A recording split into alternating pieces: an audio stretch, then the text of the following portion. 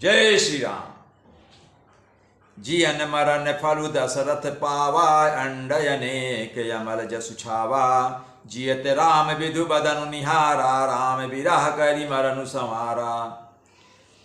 दशरथ जी जीने और मरने का फल तो पाया है, जिनका निर्मल यश अनेकों ब्रह्मांडों में छा गया। जीते जीतो श्री रामचंद्र जी के चंद्रमा के समान मुख को देखा और श्री राम के विरह को निमित्त बनाकर अपना मरण सुधार लिया। शोक बिकल सब रोमई रानी, रूप शीलु बलु तेज बखानी। करहि बिलाप अनेक प्रकारा, परहि भूमि तल बारहि बारा। सब रानियां शोक के मारे व्याकुल हो रही हैं। वे राजा के रूप, शील, बल और तेज का बखान कर अनेकों प्रकार से विलाप कर रही हैं और बार बार धरती पर गिर गिर कर लेट जा रही हैं। बिलपहि बिकल दास रुदासी, घर घर रुदनु करहि पुरवासी। अथयं वाजु भानुकुल भानु, धर्म यवधि गुण रूप निधानु।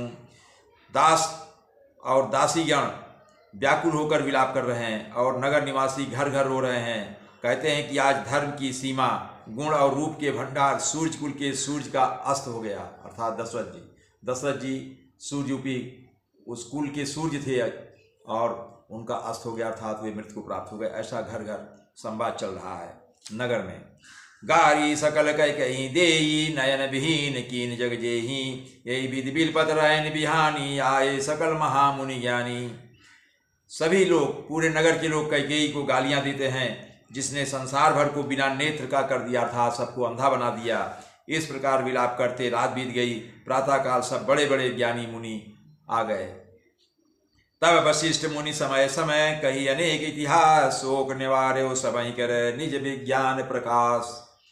तब वशिष्ठ मुनि ने समय के अनुकूल अनेक इतिहास कहकर अपने विज्ञान के प्रकाश से सबका शोक दूर किया। उन्हें सबको समझाया, बताया कि ये तो शरीर नश्वर है, इसके लिए क्या शोक करना, सबको एक दिन जाना है और विधाता ने जो लिखा है वो होगा। इस तरह से बहुत सारी बातें समझाई। तेल नाव भरि नृप तनु राखा, दूत बुलाय बहुरी यस भाषा। धावऊ बेगी भरत पहि जाऊ, नृप सुधि कतहूँ कहाऊँ जनि काहूँ। वशिष्ठ जी ने कहा कि नाव में तेल भरवाकर राजा के शरीर को उसमें रखवा दिया जाए। फिर दूतों को बुलवाकर उनसे ऐसा कहा, तुम लोग जल्दी दौड़कर भरत के पास जाओ, राजा की मृत्यु का समाचार कहीं किसी से न कहना। उनका कहना था कि भरत ननिहाल जाओ दूतों को, और लेकिन दशरथ की मृत्यु की खबर मत देना, उनको बुला लाओ, बोलना कि गुरु वशिष्ठ ने बुलाया है, बस इतने कहना। इतने कहो भरत सन जाई, गुरु बुलाई पठयऊ तो भाई। सुनि मुनि आय सुभावन आए, चले बेग बरबाज ल जाए। जाकर दशरथ जी कह रहे हैं, वशिष्ठ जी ने कहा, जाकर भरत से इतना ही कहना कि दोनों भाइयों को गुरु जी ने बुलवा भेजा है। मुनि की आज्ञा सुनकर धावन अर्थात दूत लोग दौड़े चले। वे अपने वेग से उत्तम घोड़ों को भी लजाते हुए चले। अनरथु अवधरम्य जबते, कुशगुन होई भरत कहूँ सब तबते। देखहि राति भयानक सपना, जाग करहि कटुकोटि कल्पना। जब से अयोध्या में अनर्थ प्रारंभ हुआ, तभी से भरत जी को अपशकुन होने लगे। उनको कुछ अपशकुन नजर आने लगे, उनको आभास होने लगा कुछ तो अयोध्या में ठीक नहीं हुआ है।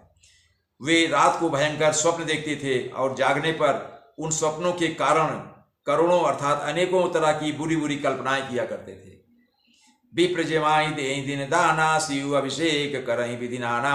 मागहि हृदय महेश मनाई, कुशल मातु पितु परिजन भाई। भरत जी अनिष्ट शांति के लिए, जो सपना देखते थे उनको अनिष्ट लगता था, उसकी शांति के लिए प्रत्येक दिन ब्राह्मणों को भोजन कराकर दान देते थे। अनेक विधियों से रुद्राभिषेक करते थे, शंकर जी का अभिषेक करते थे। महादेव जी को हृदय में मनाकर उनसे माता पिता, कुटुंबी और भाइयों का कुशल क्षेम मांगते थे कि हमारे परिवार में सब सकुशल रहें। यही विधि सोचत भरत मन, धामन पहुँचे आय। गुरु अनुशासन श्रवण सुनी, चले गणेश मनाय। भरत जी इस प्रकार मन में चिंता ही कर रहे थे कि दूत आ पहुँचे। गुरु जी की आज्ञा कानों से सुनते ही वे गणेश जी को मना कर चले, अर्थात गणेश जी की वंदना करके भरत जी चल दिए। जय श्री राम।